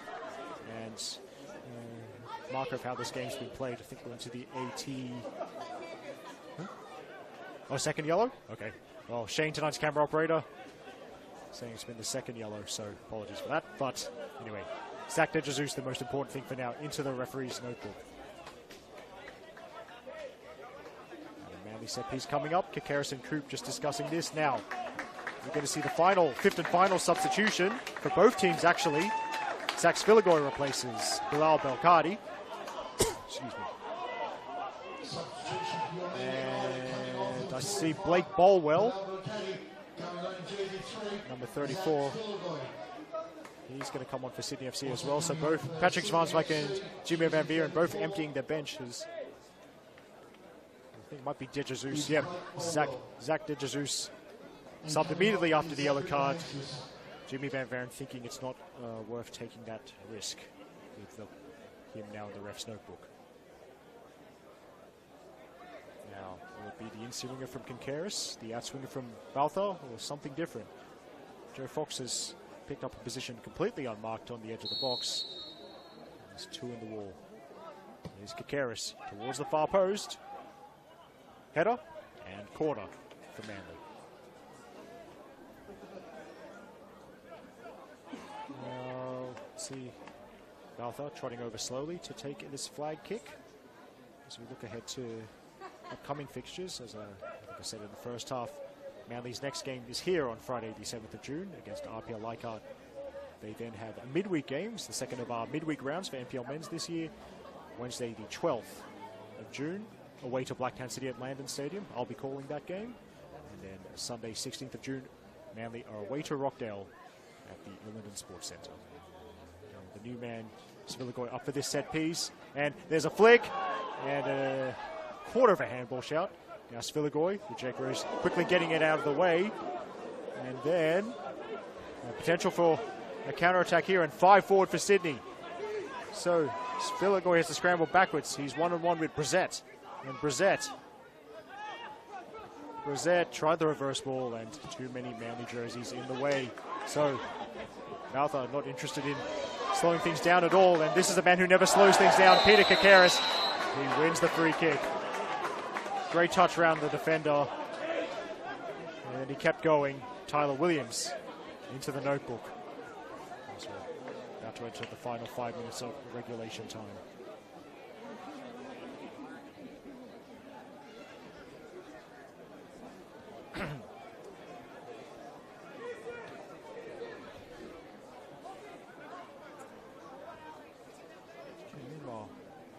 Fixtures coming up for Sydney FC. So they're also in action on Friday the 7th of June. So it's an Illingdon Sports Centre derby. Sydney FC hosting St George FC Friday night on the 7th. Then their midweek game is Tuesday the 11th against Hills United, also at the Illingdon Sports Centre. And then in round 20, it's a battle of A-League academies. Sydney FC versus Central Coast Mariners.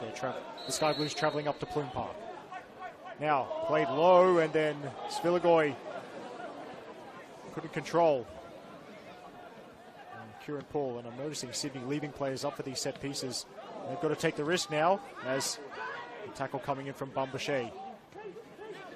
In midfield, Quintal lobs it up. Pele, good header. Preventing Brissett from running at him. And then, well, I think that's delay, what they call delaying of the restart. Well, now there's been like 3 yellow cards in the last 4 minutes. Rocapelle's in the notebook. We go on with Brissett. He delivers. It's a free player, but a player to jump to chest it, so incredibly difficult to fashion a chance when the ball comes at such an awkward height at that pace.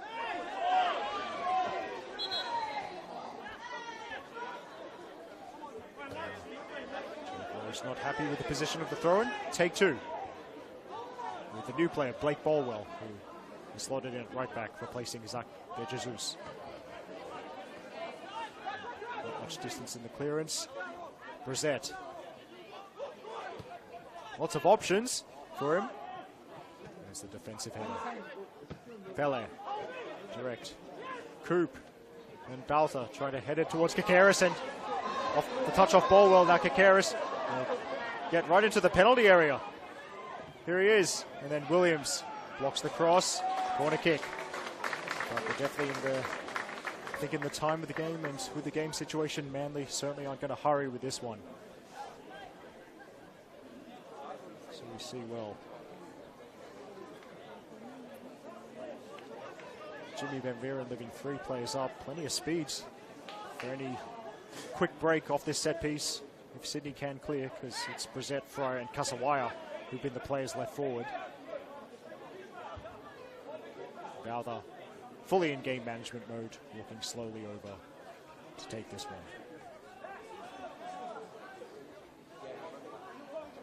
So I think that might be Coop being the nuisance player right in front of the keeper. Svilagoy, he's quite tall and he's forward as well. And it's drilled flat to the edge of the box.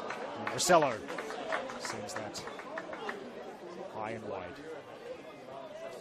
And one more reminder of their games coming up this weekend in NPL Men's New South Wales round 17. So tomorrow 3 p.m. from Wanderers Football Park. It's behind closed doors, so you'll have to watch this one on Football New South Wales YouTube, unless you're involved with either team. Well, hold that thought, as Coop might have played the ball for Rossello, and Williams is across quick enough to keep it away from the Manly substitute. And Sydney throw. And yes, tomorrow 3 p.m, Western Sydney Wanderers versus Hills United, called by the Adonis Will Gotsis. 3 p.m, then tomorrow 5 p.m, Central Coast Mariners versus RPL Leichhardt, called by Pete Pryor, the voice of Central Coast football. At 5:30 p.m. from the Arctic Circle, Spirit FC versus Sutherland Sharks, called by the Russian Simon Hill, Alexander Molchanov. And 7 p.m. tomorrow, Marconi Stallions versus Rockdale Illingdon. And 7:15 p.m. St. George City versus Sydney Olympic. But Sydney will break down the left. Kasawaya doesn't get to it in time, and so it doesn't matter whether it was offside or not. Sydney pretty much in the final minute of the regulation, got to be aggressive, got to try and box Manly in. By the way, that's St. George City versus Sydney Olympic game, 7:15 p.m. tomorrow, called by the best Tony in our commentary team, Tony Salerno. And then two men's games, Sunday 3 p.m, Blacktown City versus St. George FC, called by the man who once appeared in a Doors Plus ad, James Preston. And then Sunday 3 p.m, also at Sunday 3 p.m, Wollongong Wolves versus Sydney United 58, called by Wollongong Sax boy, Thomas Phillips. Why do I call him that? Well, do you remember the Wollongong fan with a saxophone when Wellington Phoenix were playing in Wollongong? Yeah, that's him. Now, Ben Coop, 1-on-1, and could get the shot away. Ben Coop, good save from Zavadinos. As Jackson Mackey signals 4 minutes of time added on. Indicated a minimum of 4 extra minutes to play. Once again, a minimum of 4 minutes to be added on. Thanks to Shane on the PA for clarifying it is a minimum signaled by the ref. I mean, if Manly had their way, they'd spend the entirety of those 4 minutes by the corner flag, but that's not how it's going to work. So we're going to see a short corner instead. And Ben Coop is going to try and keep it away from the Manly goals for as long as he can, but it didn't end up being that long. Sydney FC able to win it back and play it out towards halfway with Brissett, who'll resume his battle with Pele. Cuts inside, going sideways, but past Villagoy. Now Kasawaya on the left against Paul. And Kieran Paul, excellent tackle. Is he trying to win a throw? No, well, it will end up being a Sydney throw.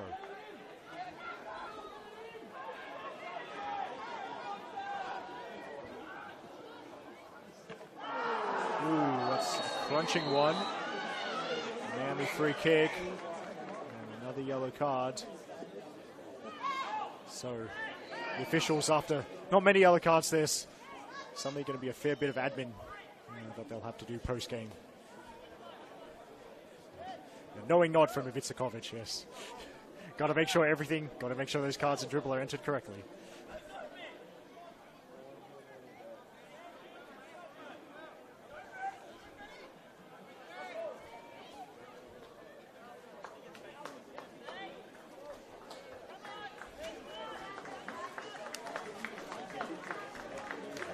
Levi Case waved everyone forward. He'll take this free kick, and I wouldn't expect much subtlety. I think he'll just aim for one of the corner flags.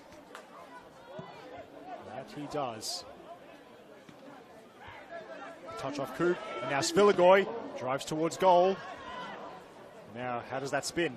Spins the way Manly wanted it to. 7th corner of the evening for the home side coming up. 2.5 minutes of stoppage time played by my stopwatch.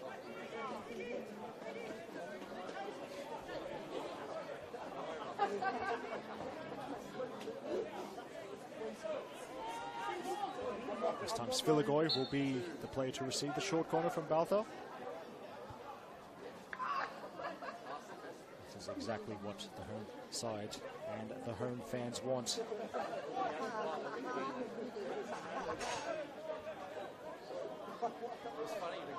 Manly look to seal a third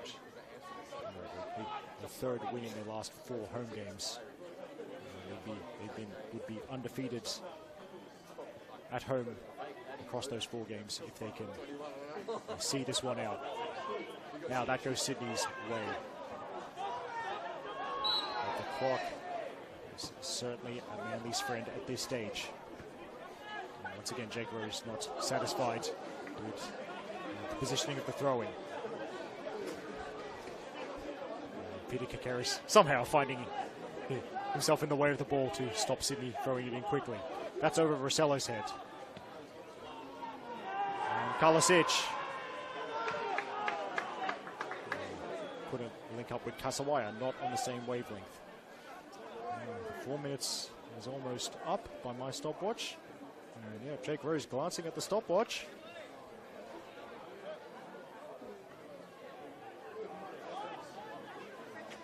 Here's Kieran Paul. And that's it.